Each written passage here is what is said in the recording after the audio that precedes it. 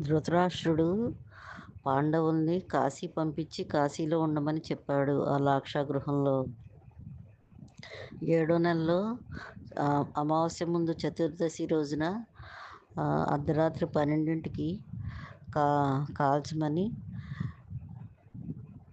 దుర్యోధనుడు తన అనుచరుడికి చెప్తాడు.